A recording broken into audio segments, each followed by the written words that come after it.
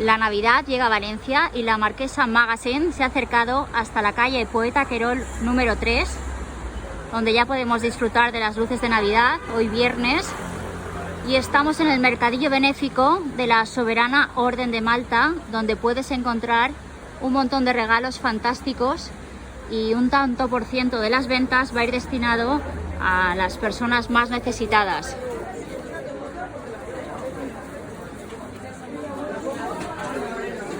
Gran ambiente hoy viernes aquí, muchas cosas bonitas que regalar y todas a buen precio. Y vamos a ver si localizamos a nuestra amiga Macarena Alegre, que trabaja aquí toda la semana de martes a martes y además puedes disfrutar en el restaurante de una comida fantástica. Macarena, buenas tardes. Hola, buenas tardes. Macarena Alegre, la Orden de Malta, enhorabuena por esta iniciativa tan fantástica. Sí. Cuéntanos, Esta está mejor. Vale. ¿a qué va destinado todo el dinero que recaudéis aquí? Pues nada, los proyectos de la Orden de Malta, que tiene 7 proyectos. ¿En Valencia? En Valencia 7. Caramba. 3 de tercera edad. Sí.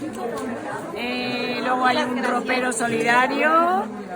Hay una despensa solidaria. Hay unos desayunos solidarios también y luego unos niños discapacitados en... ¿Cómo se llama el sitio este? Bueno, en Sagunto. Por aquí cerquita. Sí, sí. Genial, genial. Sí. O sea que de hecho vienen esta tarde a merendar. Ah, qué bien. ¿Y hasta el martes estáis aquí? Estamos aquí hasta el martes de 10:30 de la mañana a 9 de la noche. ¿Todo el día? Todo el día. Se puede venir a comprar cosas al bar, al restaurante. Que Se come genial. Se come genial porque lo hacen las señoras con todo su cariño, todo cedido y muy bien. Fantástico. Pues enhorabuena, Macarena, y vendremos este fin de semana. Vale, gracias. Gracias a Muchas ti, gracias. gracias. Marta, me muero. O sea, ya, pero...